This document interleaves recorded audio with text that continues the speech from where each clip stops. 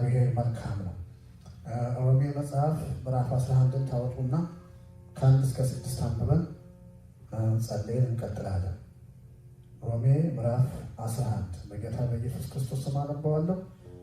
እንግዲህ እግዚአብሔር ሕዝቡን ጣላቸውን ብዬ እጠይቃለሁ? ከቶ አይሆንም። እኔ ራሴ ከብንያም ነገድ የአብርሃም ዘር የሆንሁ እስራኤላዊ ነኝ። እግዚአብሔር አስቀድሞ ያወቃቸውን ሕዝብ አልጣላቸውም። ኤልያስ በእስራኤል ላይ ክስ ወደ እግዚአብሔር እንዴት እንዳቀረበ መጽሐፍ ስለ እርሱም ምን እንደመለሰለት አታውቁምን? ጌታ ሆይ ነቢያትንስ ገድለዋል፣ መሠዊያዎችንም አፍርሰዋል፣ እኔም ብቻዬን ቀረሁ፣ ሊገድሉኝ ይፈልጋሉ። እግዚአብሔር የሰጠው መልስ ግን ምን ነበር? ጉልበታቸው ለበዓል ያልተንበረከከው 7,000 ሰዎች ለራሴ አስቀርቻለሁ። በአሁን ጊዜም እንደዚሁ በጸጋ የተመረጡ ቅሬታዎች አሉ። እንግዲህ በጸጋ ከሆነ በስራ አይደለም። በስራ ቢሆንማ ኖሮ ጸጋ መሆኑ በቀረ ነበር። እግዚአብሔር ሕዝቡን አይጥልም፣ እግዚአብሔር ሕዝቡን አይረሳም። እንጸልያለን። እግዚአብሔር አባት በጌታ በኢየሱስ ክርስቶስ ስም እጅግ አድርገን እናመሰግንሃለን። አንተ መልካም አምላክ ነህ። በዚህ ቦታ ስላለ እናመሰግንሃለን። ክብር ከዘላለም እስከ ዘላለም ለአንተ ይሁን። የሚመስልህ የሌለ ተወዳዳሪ የሌለ እውነተኛ አምላክ ሆይ እናመሰግንሃለን። ቃልህን አንብበናል። የቃል ደጆች ይከፈቱ። ማንኛውም ተጽዕኖ በኢየሱስም የወደቀ ይሁን። ስለ ሁሉ እናመሰግንሃለን። እኔም መናገር እንደሚገባኝ እንድናገር ከናፍርቴን ድረስ ሁሉ ለአንተ ክብር ይሁን በኢየሱስ ክርስቶስ ስም አሜን። እግዚአብሔር አምላክ የተመሰገነ ይሁን። እግዚአብሔር ሕዝቡን አይጥልም አይረሳምም በሚል ርዕስ ዛሬ ክፍል 3ኛውን ነው የምንናገረው። በዚህ ቦታ ላይ እንዳነበብነው ሐዋርያው ጳውሎስ ምንድን ነው የሚናገረው? እንግዲህ እግዚአብሔር ሕዝቡን ተዋቸውን ብዬ እጠይቃለሁ ይላል። በጥያቄ ነው የሚጀምረው። እንግዲህ ሕዝቡን እግዚአብሔር ተዋቸውን ብሎ ይጠይቃል። ይመልስና ኖ አይሆንም ይላል። እኔ ራሴ ከብንያም ነገድ የሆን የአብርሃም ዘር ነኝ፣ እስራኤላዊ ነኝ። እግዚአብሔር አስቀድሞ ያወቃቸውን ሕዝቡን አልጣላቸውም ይላል። እግዚአብሔር አምላክ ተመሰገነ። እግዚአብሔር ያወቃቸውን ሕዝቡን አልጣላቸውም እና ብሎ ኤልያስ ከእግዚአብሔር ጋር የተነጋገረውን ነገር ያመጣና ይናገራል። ትዝ ይላችኋል። ኤልያስ ኤልዛቤል በዛተችበት ጊዜ እሱ ራሱ ለብቻው የአንድ ቀን ጉዞ ሂዶ ክትክታ ዛፍ ስር ተኝቶ የተናገረው ነገር ነበር። ግደለኝ እግዚአብሔር፣ እኔ ከማን እመጣለሁ? ነቢያቶችን ገለዋል፣ መሠዊያን አፍርሰዋል፣ እኔንም ሊገሉኝ ይፈልጋሉ ብሎ የተናገረው ቃል ነበር። በዛን ጊዜ እግዚአብሔር የመለሰለት መልስ ይላል ሐዋርያው ኖ አንተ ብቻህን አይደለም፣ ለበዓል ያልተንበረከኩ በዓልን ያልሳሙት 7,000 ሰዎች አሉኝ አለ። እግዚአብሔር አምላክ ተመሰገነ። እግዚአብሔር ነቢዩ አይኑ የተከፈተው ነቢይ፣ ከሰማይ እሳት ያወረደው ነቢይ፣ እግዚአብሔር እንዳፉ የሆነለት ነቢይ ያላወቀው 7,000 እግዚአብሔር ያስቀመጣቸው ሰዎች ነበሩ። ኤልያስ ግን ምን ይል ነበር? እኔ ብቻዬን ቀርቻለሁ፣ እኔ ብቻዬን ቀርቻለሁ፣ እኔን ደግሞ ሊገሉኝ ይፈልጋሉ ይል ነበር። ኖ አንተ ብቻህን አይደለም። ሃሌሉያ! እግዚአብሔር አምላክ ተመሰገነ። አንተ ብቻህን አይደለም፣ 7,000 አሉ። እነዚያ 7,000 ኤልያስ የማያውቃቸው እግዚአብሔር የሚያውቃቸው ለበዓል ያልተንበረከኩ በዓልን ያልሳሙ ለበዓል ልባቸው ያልተንበረከከ 7,000 ሰዎች ነበሩ። በጣም ደግሞ ዲቴል ገብታችሁ ሁኔታውን ስታዩ እነዚያ 7,000 ሰዎች የት ነበሩ ስትሉ ነቢያትን ያስገደለች ማለት ኤልዛቤል ነች። ኤልዛቤል ማለት የአካብ ሚስት ነው፣ የንጉሱ ሚስት፣ አገሩን የሚመራው ንጉስ ሚስት ነች እና እሷ ከጣዖት አምልኮ ጣዖትን ከሚያመልኩ ህዝብ ነው የመጣችው እና ስትመጣም ደግሞ ጣዖቷን ይዛ ነው የመጣችው። ለዚያ ነው። ስለዚህ የእግዚአብሔር ነቢያትን አስገደለች፣ መሠዊያ በሙሉ አስፈረሰች። ስለዚህ ኤልያስ ያለው ነገር በአንድ በኩል እውነት ነው፣ ግን እግዚአብሔር የሚገርም አምላክ ስለሆነ ነቢያትን ከምትገለው መሠዊያን ካፈረሰችው ከራሷ ገበታ እየተመገቡ 7,000 ሰዎች አሉ። እነዚያ 7,000 ሰዎች እንዴት ነበሩ ብትሉኝ፣ አብድዩ የሚባል ሰው እግዚአብሔርን የሚፈራ ለአካብ ለንጉሱ ቅርብ የሆነ ሰው የቤተ መንግስት ሰራተኛ የሆነ ሰው አብድዩ የሚባል ነበር። እሱ ነው 100ውን በጫካ ውስጥ አስቀምጦ ከኤልዛቤል ገበታ እየወሰደ የሚመግባቸው። እግዚአብሔር ይመስገን እግዚአብሔር ሰውን ከጠላት በጠላት በሚገኘው ምግብ እየመገበ ማኖር ይችላል። የሚገርም አምላክ ነው እግዚአብሔር። ነቢያትም ከምትገል የእግዚአብሔርን ነገር ከምትቃወሙ ከራሷ ገበታ ምግብ እየወሰደ መቶውን አስቀምጦ ይመግባቸዋል። ይህንን የምታገኙት ኤልያስን እግዚአብሔር ተገለጥ ባለው ጊዜ ለአካብ የተናገረውን ነው።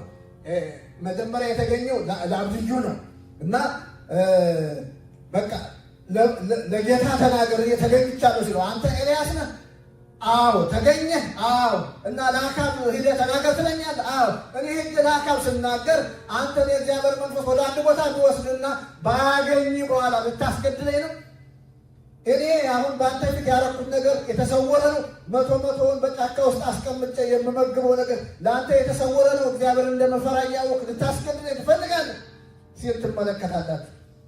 እና እዛ ያ ሌላ ታሪክ ስለሆነ እዚያ ውስጥ አልገባም። ስለዚህ አብድዩ እግዚአብሔርን የሚፈራ ለእግዚአብሔር የሚታዘዝ እነዚያን ነቢያቶች ሲመግብ የነበረ ዋናው አብድዩ ነው። ስለዚህ ምን ለማለት ፈልጌ ነው? እግዚአብሔርን በሚቃወሙት በእነሱ ጓዳ ውስጥ እግዚአብሔር የራሱን ሰው ይመግባል፣ የራሱን ሰው ያሳድጋል። ሙሴ ትዝ ይላችኋል። የእግዚአብሔርን ሕዝብ የሚቃወም ባሪያ አድርጎ የሚገዛ ፈርዖን ነበር። ግን በፈርዖን ቤት ውስጥ በፈርዖን ገበታ እየተመገበ ያደገ ማን ነበር? ሙሴ ነበር። እና እግዚአብሔር አምላክ የተመሰገነ። ለእግዚአብሔር ምንም ነገር የሚከለክለው የለም። እግዚአብሔር የፈለገውን በፈለገው ቦታ ማሳደግ ይችላል። የፈለገውን በፈለገው ቦታ መመገብ ይችላል። ለእግዚአብሔር የሚሳነው ነገር የለም። ስለዚህ አንተ ብቻህን አይደለህም፣ 7,000 ሰው አለኝ አለ እግዚአብሔር። እግዚአብሔር አምላክ ተመሰገነ። ስለዚህ ኤልዛቤል ያላገኘቻቸው እግዚአብሔር ፕሮቴክት ያደረጋቸው እግዚአብሔር የጠበቃቸው 7,000 ሰዎች ነበሩ። እና እግዚአብሔር በዘመናት መካከል ሰው አለው ነው። እግዚአብሔር ሕዝቡን አይጥልም ነው። እግዚአብሔር ያለ ቅሬታ ሕዝቡን የተወበት ጊዜ የለም። እግዚአብሔር አምላክ ተመሰገነ። ኢየሱስ ክርስቶስ ጌታ ነው። እግዚአብሔር ሰራው ጌታ እግዚአብሔር ዘር ባያስቀርልን ኑሮ እንደ ሰዶም በሆነ እንደ ገሞራም በሆነ ነበረ። ግን እግዚአብሔር ዘር ያስቀራል። እግዚአብሔር ለራሱ ሕዝቡን በቃ ያስቀምጣል። እግዚአብሔር አምላክ ተመሰገነ። ሕዝቡን ለዘላለም አይጥልም እግዚአብሔር። ስለዚህ የተመረጠው ሕዝብ ለራሱ የተለየው ሕዝብ እንዳለ ነው የሚናገረው። እግዚአብሔር አምላክ ተመሰገነ። ዋናው መልእክቴ ምንድን ነው? እግዚአብሔር ሕዝቡን እንደማይጥል በዚህ መረዳት ውስጥ እንድንሆን ነው። እግዚአብሔር አምላክ ተመሰገነ። ፈተና አለ። እግዚአብሔር ሕዝብ በፈተና ውስጥ ያልፋል። በብዙ አይነት መጽሐፍ ቅዱስን ስንመለከት የእግዚአብሔር ሰዎች በብዙ ፈተና ውስጥ አልፏል። እግዚአብሔር የሌለ እስከሚመስል ድረስ በፈተና ውስጥ አልፏል። ግን ፈተናው ይገርማቸዋል። ወርቅ በእሳት ውስጥ ገብቶ ወርቅ መሆኑ እንደሚታወቅ ወርቅ ሊያረጋቸው እንጂ ሊያጠፋቸው ፈተናው አልመጣም። ያለ እሳት ወርቅ መሆኑ አይታወቅም። የተቆረጠ በአፈር የተጨማለቀ ብረት ነው። ወርቅ ማለት ከመሬት ተቆፍሮ የወጣ በጭቃ የተጨማለቀ ብረት ነው። ግን ያ ወርቅ መሆኑ የሚታወቀው በእሳት ውስጥ ሲያልፍ። እሳቱ አይመችም፣ እሳቱ ያስቸግራል በሕይወታችን ሲመጣ። ግን እሳቱ እኛን ሊያጠፋን ሳይሆን በእኛ ክርስቶስ ሊታይ ነው። አሜን። ፈተናዎቻችን፣ መከራዎቻችን፣ የምናልፍባቸው ነገሮች በሙሉ ብረት ያ እሳቱ ብረቱን ያንን በጭቃ የተጨማለቀውን የወርቅ ያ ከማዕድን የወጣውን ታውቃላችሁ፣ የብረት ቁራጭ ጭቃውን አራግፎ አፈሩን አራግፎ በቃ የተጣበቀው ነው ላዩ ላይ ሁሉ ያለውን አራግፎ ወርቅ እንደሚያደርገው እንዲብለጨለጭ እንደሚያደርገው እኛንም መከሮቻችን ሊያጠፉን ሳይሆን ክርስቶስን በእኛ እንዲታይ ያደርጉን። አሜን። እግዚአብሔር ይመስገን። ስለዚህ እግዚአብሔር ሕዝቡን የማይጥል እግዚአብሔር በመከራ ውስጥ ስናልፍ በፈተና ውስጥ ስናልፍ ልንጠፋ ሳይሆን እሱ በእኛ ሕይወት እንዲታይ ነው። እንደዚያ እንድናስብ ነው። መከሮቻችን፣ ፈተናዎቻችን በእኛ ላይ ሲሆኑ ማሰብ የሚገባል በእኛ ክርስቶስ ሊሳል እግዚአብሔር ስለወደደ ብቻ እንደሆነ እንድናስብ ነው። እግዚአብሔር አምላክ ተመሰገነ። ይሄ እናንተን ላነቃቃችሁ፣ እናንተን ላበረታታችሁ የፈለሰፍኩት ቃል ሳይሆን መጽሐፍ ቅዱሳዊ ነው። የእግዚአብሔር ቃል ስናይ የእግዚአብሔር ባሪያዎች እንደዛ አልፈዋል። ሲድራቅና ሚሳቅን አብደናጎን በምታዩበት ጊዜ በእሳት ውስጥ ገብተዋል። እሳቱ ደግሞ ፊዚካሊ የሚታይ እሳት ነው፣ የሚንቦለቦል እሳት ነው። ግን በእሳት ውስጥ በተጣሉ ጊዜ እነዚያም ደግሞ ታምነው ጥለዋል። ያድነናል ያመንነው አምላክ ባያድነንም እንኳን ለአንተ አንሰግድም ብለው በነፍሳቸው ተወራርደው ነው የገቡት። ስለዚህ ሲገቡ እሳት ውስጥ አራተኛው ሰው ክርስቶስ ታየ። እግዚአብሔር አምላክ ተመሰገነ። አራተኛው ሰው ክርስቶስ ታየ። ያንን ደግሞ እግዚአብሔር ይመስገን ሰው ሁሉ ነው ያየው። ንጉሡ አይቶታል። አያችሁ። ስለዚህ በእነሱ ታምነው የገቡት ሰዎች በእነዚያ በፈተናቸው፣ በእሳታቸው፣ በመከራቸው ውስጥ ማን ታየ? ክርስቶስ ኢየሱስ ታየ። እግዚአብሔር አምላክ ተመሰገነ። ያ የልዑል አምላክ ባሪያ ምንድን ነው ያለው? የመልአክ መልክ ይመስላል አይደለም? የአማልክት መልክ ይመስላል ነው ያለው ንጉሡ።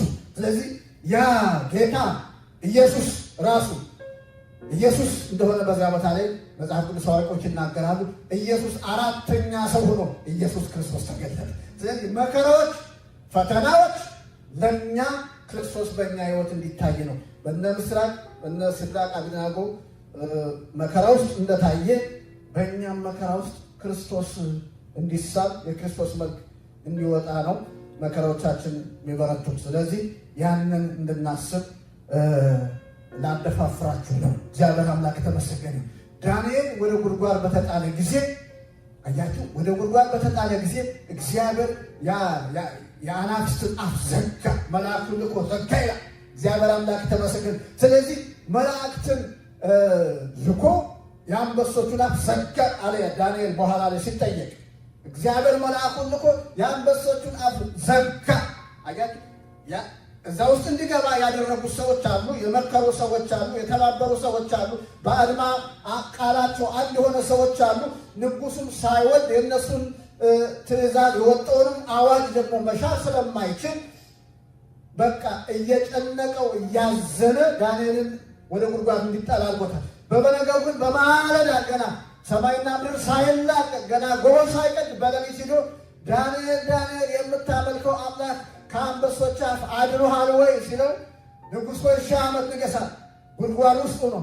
ንጉሥ ሆይ 1000 ዓመት ንገሥ፣ የማመልከው አምላክ አድኖኛል። ንጹሕ እንደሆንኩ እግዚአብሔር አውቋል፣ አንተንም እንዳልበደልኩ እግዚአብሔር አውቋል። ንጉሡ ደስ አለው። ዳንኤል እንዲወጣ ትእዛዝ ሰጠ። ዳንኤል ወጣ። እነዚያ የከሰሷቸው ሰዎች በጣም የሚገርመው ከነ ልጆቻቸው ከነ ሚስቶቻቸው እንዲጣሉ አዘዘ ነው። ሰዎቹ ብቻ ቢጣሉ ጥሩ ነበር፣ ግን ምንም ያልተባበሩት ልጆቻቸው፣ ምንም ያልተባበሩት ሚስቶቻቸው አብረው ተጣሉ። ገና በአየር ላይ ነው ተቀራመቷቸው የሚለው እና ለመናገር የፈለግኩት ነገር ምንድን ነው? በዳንኤል አማካኝነት እግዚአብሔር እውነተኛ እንደሆነ ታወቀ።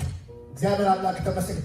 ዳንኤል ስለታመነ፣ ዳንኤል አምላኩን ስለታመነ እግዚአብሔር ይመስገን። እግዚአብሔር ከአንበሳ አፍ እንደሚያድን እንደ ዳንኤል አምላክ ያለ እንደሌለ አዋጅ ወጣ። እግዚአብሔር አምላክ ተመሰገነ። ስለዚህ ብዙ ማለት ይቻላል። እግዚአብሔር አምላክ ተመሰገነ። ብዙ ምሳሌዎችን ማቅረብ ይቻላል። ነገር ግን በምናልፍባቸው ፈቃዱ በሕይወታችን በፈተናዎቻችን እግዚአብሔር በእኛ ፈተናዎች ታግሰን የእሱ ኢሜጅ የእሱ ፊት እንዲታይ እኛ ፈተናዎች ሲገጥሙ እንድንታገስ ነው። ፈተናዎቻችን ሊያጠፉን ሳይሆን ቅድም እንደተናገርኩት እንደ ወርቅ እንድናብለጨልጭ ነው። እግዚአብሔር ይመስገን፣ ስሙ የተባረከ ጌታ የተመሰገነ። ስለዚህ ፈተናዎቻችን ሊያጠፉን አይደሉም። ፈተናዎች የሚመጡ ፈተናዎች እኛ የሚያጠፉን አይደሉም። ይህንን ማሰብ ይህንን መረዳት ይገባናል። እግዚአብሔር አምላክ ተመሰገነ። በተለያዩ ፈተናዎች ውስጥ ስናልፍ እኛ ማሰብ ያለብን የሆኑ 4 ነጥቦች እሰጣቸዋለሁ። እነሱም ነው እግዚአብሔር ይመስገን ፈተናዎቻችን ወደ እኛ ሲመጡ የእግዚአብሔር ቃል ሲናገር ዕብራውያን ማነው ፊልጵስዩስ ምዕራፍ 4 ቁጥር 6 ላይ ምንድን ነው የሚለው? እስኪ እናንበቡ። ዝም ብዬ ከምናገር በቃሌ ፊልጵስዩስ ምዕራፍ 4 ቁጥር 6 ምንድን ነው የሚለው? በነገር ሁሉ ነው የሚለው በጸሎትና በምልጃ ከምስጋና ጋር ልመናችሁን በእግዚአብሔር ፊት አቅርቡ እንጂ ስለ ማንኛውም ነገር አትጨነቁ። ስለዚህ ፈተናዎቻችን ሲከብዱን፣ ነገሮች በእኛ ላይ ሲደራረቡ ከምስጋና ጋር እነዚያን ፈተናዎቻችን የከበቡንን ነገሮች የሚያስጨንቁንን ነገሮች ለእግዚአብሔር ማሳወቅ እንጂ ከዛ በአልፎ መጨነቅ፣ ግራ መጋባት፣ ስለዚያም ደግሞ በቃ ብዙ ማማረር ከኛ አይጠበቅ። ከተጨነቅን ካማረርን ለጠላት ቦታ በር ከፈትንለት ማለት ነው። ከኛ የሚጠበቀው ከምስጋና ጋር ነው የሚለው ሐዋርያው ጳውሎስ። በጣም የሚገርመው ይህን ሲናገር እሱ ራሱ እስር ቤት ሆኖ ነው። እስር ቤት ማለት በዛን ጊዜ በሮም አስቡ እንግዲህ ለፋሲካ እንደታሰረ በግ በሉት ይገዛል። በግ ይታሰራል። የታሰረው በግ ለምንድን ነው? ለእርድ ነው። ለርድ አይደለም፣ ሊታረድ ነው። ስለዚህ በዛን ጊዜ በፈለጉት ሰዓት አውጥተው መሰዋት ይችላሉ። እሱ ግን ሞት እሱን የሚያስፈራው አይደለም ለሐዋርያው ጳውሎስ። እንዲሁም ልሄድ እናፍቃለሁ ነው የሚለው። መሄጃው መንገድ እኮ ሞት ነው። ልሄድ ከጌታ ጋር ለሆን እናፍቃለሁ፣ ብቀር ግን ለእናንተ ጥቅም ነው። ስለዚህ በእነዚህ በሁለቱ ነገር እጨነቃለሁ ነው የሚለው። እሱ ቆርጦ የተነሳ ነው። ምንም የሚያስፈራው ነገር የለም። ስለዚህ በዚያ እስር ቤት ውስጥ ሆኖ ነው ልመናችሁን ያስጨነቃችሁን ነገር ለጌታ ሳውቁ እንጂ እናንተ ጭንቀት ተሸክማችሁ ልትመላለሱ አይገባም ይላል።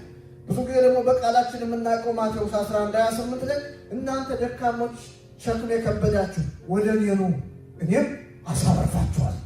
ስለዚህ ሸክማችን ያስጨነቀንን ነገር የከበበንን ነገር ለጌታ ሰጥተን እኛ ልናልፍ ቀና ልንል ያስፈልጋል። የእግዚአብሔር ስም የተባረከ ኢየሱስ ክርስቶስ ጌታ። ስለዚህ የመጀመሪያው አንደኛው ነጥብ ምንድን ነው? ለሱ ማስረከብና ማረፍ ነው እንጂ መጨነቅ አይገባም። ሌላው ሁለተኛው በፈተናዎቻችን በምናልፍባቸው ነገሮች በሙሉ እኛን ሊረዳ የታመነ ሊቀ ካህን እንዳለን መገንዘብ አለን፣ ማወቅ አለን። እኛን የማይረዳ እኛን የማያግዝ ፈተና የማያውቅ በቃ ሊቀ ካህን የለንም ነው የሚለው የዕብራውያን ጸሐፊ ሲናገር። ዕብራውያን ምዕራፍ 4 እናወጣና እናያለን። ምዕራፍ 4 ቁጥር 15 ዕብራውያን ምዕራፍ 4 ቁጥር 15 ምንድን ነው የሚለው? በድካማችን የማይራራልን ሊቀ ካህናት የለንም ነው የሚለው። ነገር ግን እንደኛ በማንኛውም ነገር የተፈተነ ሊቀ ካህን አለን፣ ይሁን እንጂ ምንም ኃጢአት አልሰራም ይላል። ከኃጢአት በቀር በነገር ሁሉ የተፈተነ ነው የሚለው በዛኛው ትርጉም። ስለዚህ ከኃጢአት በቀር በነገር ሁሉ ተፈትኗል። በምንፈተንበት ፈተና የማይራራ ወይም ስለኛ ግድ የማይለው ሊቀ ካህን የለንም። ስለዚህ በምናልፍባቸው ፈተናዎቻችን በኃጢአት ምክንያት የመጡ ከሆኑ ንስሐ ልንገባና ራሳችን ልናስተካከል ያስፈልጋል። ከኃጢአት በቀር የሆነ ግን ጌታ ያውቃል። ስለዚህ ፈተናዎቻችን ይገባዋል፣ ግድ ይለዋል ማለት ነው። ይረዳናል። የማይረዳ ሊቀ ካህን የለንም። የእኛ ነገር ግድ የማይለው ሊቀ ካህን የለንም በሚለው የዕብራውያን ጸሐፊ። ስለዚህ በፈተና ስናልፍ ይሄንን መረዳት ይኖርብናል። ሶስተኛው ደግሞ ልናምን ብቻ ሳይሆን በመከራ ውስጥም መከራውንም ልንካፈል ተጠርተናል። አሁን እኛ ማመን ብቻ ሳይሆን እምነትን ብቻ ሳይሆን አማኝ መሆንም ብቻ ሳይሆን እሱ ባለፈበት መንገድ መከራውንም አብረን ልንካፈል፣ ክብሩን መካፈል ብቻ አይደለም፣ ክብርን እንካፈላለን።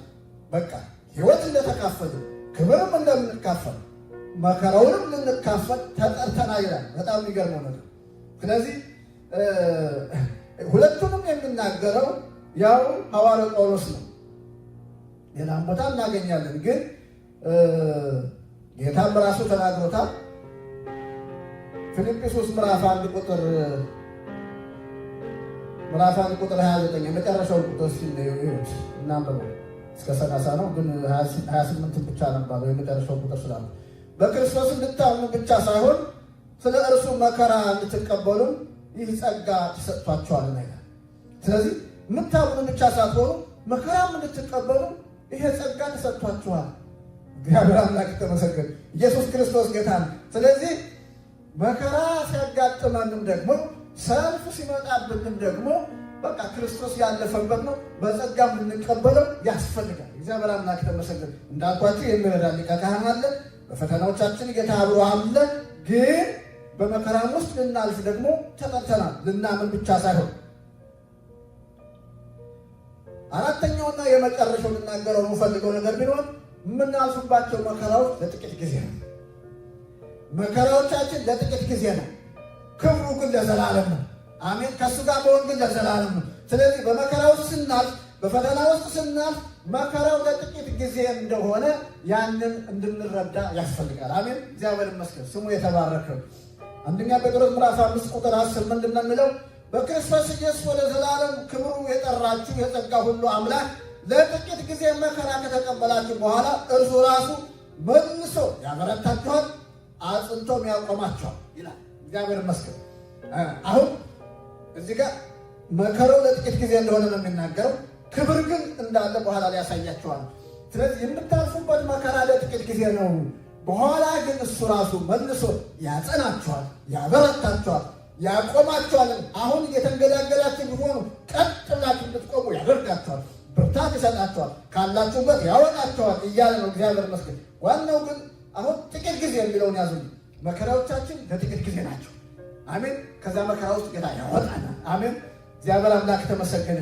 ኢየሱስ ክርስቶስ ጌታ ነው። በዚሁ መጽሐፍ አሁን ምዕራፍ 5 ላይ ያነበብነው በዚሁ መጽሐፍ በአንደኛ ጴጥሮስ ማለት ነው ምዕራፍ 1 ቁጥር 6 እና 7 እንመልከት። አሁን በብዙ አይነት ፈተና ውስጥ ሆናችሁ ለጥቂት ጊዜ መከራን ብትቀበሉ እንኳ በዚህ እጅግ ደስ ይላችኋል። እነዚህን ነገሮች በእናንተ ላይ የደረሱት በእሳት ተፈትኖ ቢጠራም ጠፊ ከሆነው ከወርቅ ይልቅ እጅግ የከበረው እምነታችሁ እውነተኛ መሆኑ እንዲረጋገጥና ኢየሱስ ክርስቶስ በሚገለጥበት ጊዜ ምስጋናንና ክብርን ውዳሴን እንዲያስገኝላችሁ ነው ይላል። ሃሌሉያ! እግዚአብሔር አምላክ ተመሰገነ። አያችሁ፣ አሁን የምታልፉበት መከራ ይላል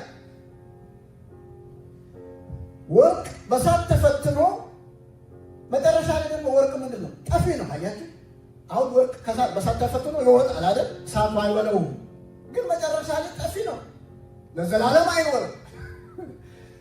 የእናንተ እምነት ግን ለዘላለም ነው የሚኖረው።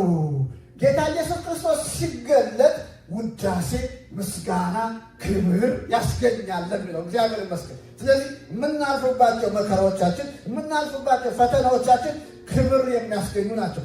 ጌታን ለምስጋና የሚሆኑ ናቸው። ለውዳሴ የሚሆኑ ናቸው። እግዚአብሔር አምላክ ተመሰገነ። ኢየሱስ ክርስቶስ ጌታ ይሄንን ነው የሚናገረው። ስለዚህ ይህንን ልናስብ ያስፈልጋል። ደግሜ ሁለት ጥቅሶቹን ልሰጣችሁ እፈልጋለሁ። ብዙ ከዚህ በኋላ ብዙ ስለማልቆይ ዛሬ መልእክቴ አጭር ነው። ሁለተኛ ቆሮንቶስ ምዕራፍ 4 ከቁጥር 17 እስከ 18 እንደዚህ ይላል። ምክንያቱም ይላል ቀላልና ጊዜያዊ የሆነው መከራችን ይላል። አሁን ጊዜያዊ እንደሆነ አስቡ። ቀላል ነው የሚለው እንደገና ጊዜያዊ ነው። ቀላልና ጊዜያዊ የሆነው መከራችን ወደር የማይገኝለትን ዘላለማዊ ክብር ያስገኝልናል። እግዚአብሔር አምላክ ተመሰገነ። ሃሌሉያ! ስለዚህ አይኖቻችን የሚያተኩረው በሚታየው ነገር ሳይሆን በማይታየው ላይ ነው። የሚታየው ጊዜያዊ ነው፣ የማይታየው ግን ዘላለማዊ ነው ይላል። ስለዚህ ይሄ አሁን ጊዜያዊ የሆነ መከራችን የማይታይ ዘላለማዊ የሆነ ክብር ያስገኝልናል። ስለዚህ አይኖቻችን አተኩረው ማየት ያለባቸው በዚህ በሚታየው ነገር ሳይሆን የማይታየውን ዘላለማዊ ክብር አለ ነው የሚለው። ለዘላለም ክብር አለ። እግዚአብሔር አምላክ ተመሰገነ። ኢየሱስ ክርስቶስ ጌታ ነው። ጊዜያዊ ነው የሚለው። ስለዚህ ክብር አለ። እግዚአብሔር ስም የተባረከ ይሁን እና ከዚህ ደግሞ ጠንከር ያለ ደግሞ አንድ ቃል ላሳያችሁ ፈልጋለሁ። በዚያ ቃል ነው ማጠቃለል የምንፈልገው። ራዕይ ምዕራፍ 7 ቁጥር 9 እስከ 17 ይሄ ራዕይ ላይ ያለው በጣም ደስ የሚል ነው። ልብን ሞቅ የሚያደርግ ነው። ከዚህም በኋላ ይላል አየሁ፣ እነሆ በዙፋኑና በበጉ ፊት ማንም ሊቆጥራቸው የማይችል ከሕዝብ፣ ከነገድ፣ ከወገን፣ ከቋንቋም ሁሉ እጅግ ብዙ ሕዝብ ቆመው ነበር። እነርሱም ነጭ ልብስ ለብሰው የዘንባባ ዝንጣፊ በእጃቸው ይዘው ነበር። በታላቅም ድምፅ እንዲህ ብለው ጮኹ፣ ማዳን በዙፋኑ ላይ የተቀመጠው የአምላካችንና የበጉ ነው። መላእክቱም ሁሉ በዙፋኑና በሽማግሌዎች በአራቱም ሕያዋን ፍጡራን ዙሪያ ቆመው ነበር። በዙፋኑ ፊት በግንባራቸው ተደፍተው ለእግዚአብሔር ሰገዱ፣ እንዲህም የሚሉ ነበር። አሜን። ውዳሴና ክብር፣ ጥበብና ምስጋና፣ ሞገስ፣ ኃይልና ብርታትም ከዘላለም እስከ ዘላለም ድረስ ለአምላካችን ይሁን፣ አሜን። ከዚያም ከሽማግሌዎቹ አንዱ እነዚህ ነጭ ልብስ የለበሱት እነማን ናቸው? ከወዴትስ መጡ? አለኝ። እኔም ጌታ ሆይ አንተ ታውቃለህ አልሁት። እርሱም እንዲህ አለ። ይህን ስሙ እንግዲህ። እነዚህ ከታላቁ መከራ የመጡ ናቸው። ልብሳቸውንም በበጉ ደም አጥበው አንጽተዋል። ስለዚህ በእግዚአብሔር ዙፋን ፊት ሆነው ቀንና ሌሊት በመቅደሱ ያገለግሉታል። በዙፋኑም ላይ የተቀመጠው ድንኳኑን በላያቸው ይዘረጋል። ከእንግዲህም ወዲያ አይራቡም፣ ከዚያ በኋላ አይጠሙም።